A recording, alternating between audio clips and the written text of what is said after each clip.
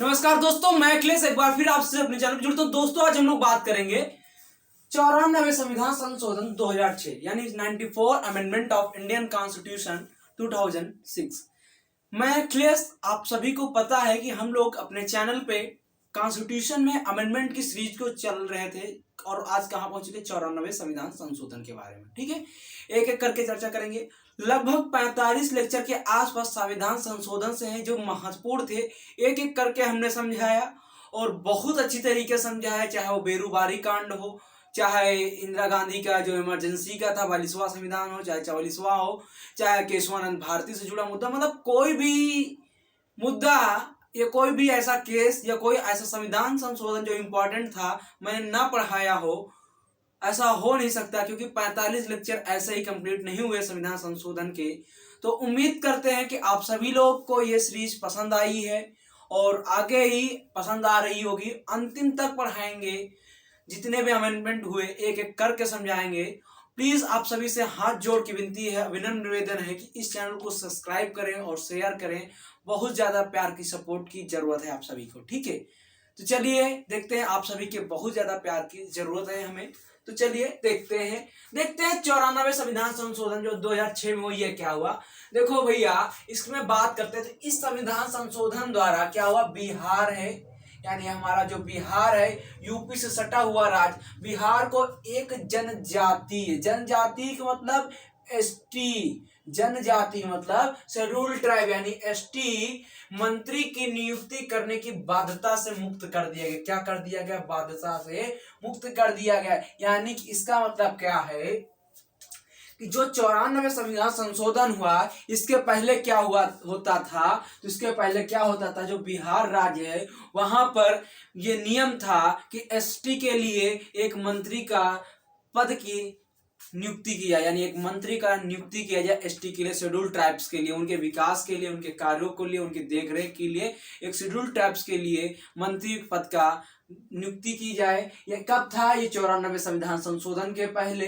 ठीक है, लेकिन जब 94वें संविधान संशोधन 2006 में होता है तो इसमें क्या बात कही गई, इस संविधान संशोधन द्वारा बिहार के बिहार को एक जनजाति, कितना, एक जनजाति मंत्री की नियुक्ति करने का अधिकार था, उसको बाध्यता से मुक्त कर दिया गया। यानी जो उसकी बाध्यता थी उससे मुक्त कर दिया गया, यानी अब बिहार उस पर बाध्य नहीं है। ठीक है, इतनी बात समझ में। यानी कि जो एसटी के लिए बिहार बाध्य था एक मंत्री पद की नियुक्ति के लिए, ये 94वें संविधान संशोधन 2006 द्वारा इसको हटा दिया गया। लेकिन और खास बात क्या है, अब ये किस पे लागू हो जाता है, तो झारखंड एवं छत्तीसगढ़ पे लागू हो जाता है। किस पे लागू हो जाता है? झारखंड एवं छत्तीसगढ़ में लागू कर दिया जाता है, तथा यह उपबंध अब मध्य प्रदेश और उड़ीसा में भी लागू कर दिया गया है। यानी किसमें? तो यह जो उपबंध है झारखंड में। भैया झारखंड की कैपिटल क्या है? झारखंड की कैपिटल रांची है। छत्तीसगढ़ की कैपिटल क्या है?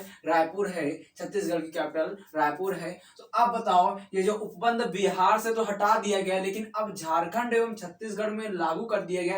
ये दो नवीन राज्य थे जो इनमें लागू कर दिया गया, अब झारखंड एवं छत्तीसगढ़ में लागू कर दिए गए, तथा यह उपबंध अब मध्य प्रदेश और उड़ीसा में भी लागू थे। हालांकि जहां यह पहले ही प्रयोग में थे, यानी कि जो उड़ीसा थे और मध्य प्रदेश में थे, ये पहले ही प्रयोग में आते थे, पहले ही यहाँ पे प्रयोग किया जा रहा था। और ये सब बातें किस आर्टिकल के अनुच्छेद के अंतर्गत आती है? तो भैया ये अनुच्छेद कौन सा है? अनुच्छेद 164 फर्स्ट, यानी अनुच्छेद 164 फर्स्ट में क्या बताया गया?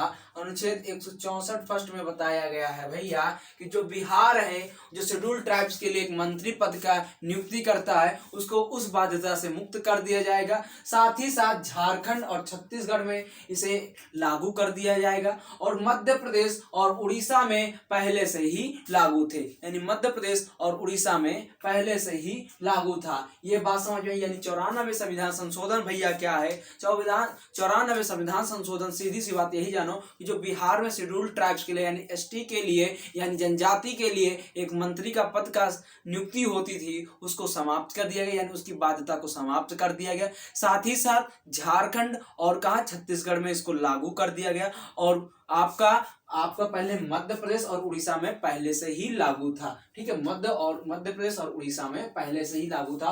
और ये सारी बातें किसमें बताएगी? अनुच्छेद 164 फर्स्ट में बताएगी। अनुच्छेद 164 फर्स्ट में बताई गई हैं। और अनुच्छेद 164 में क्या है? मंत्रिपरिषद के लिए विशेष उपबंध, यानी मंत्रिपरिषद के लिए विशेष उपबंध 164 में है। और 164 फर्स्ट में क्या बताया गया? ये सारी बातें बताई गई, यानी बिहार में जो एसटी के लिए, एसटी मतलब शेड्यूल ट्राइब्स के लिए, यानी जनजाति लोगों के लिए एक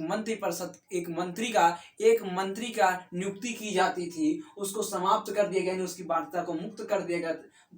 लेकिन छत्तीसगढ़ में और झारखंड में लागू कर दिया गया, तथा जो पहले से ही मध्य प्रदेश और उड़ीसा में लागू था, यानी जहां पहले में ही प्रयोग में था। यही था भैया 94 संविधान संशोधन, यानी 94 amendment of Indian constitution 2006।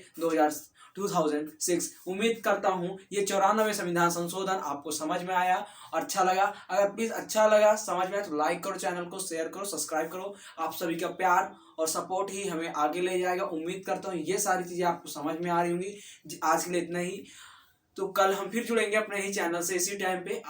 I hope सब कुछ समझ में आ रहा हो। जय हिंद दोस्तों, जय भारत, जय हिंद, जय भारत।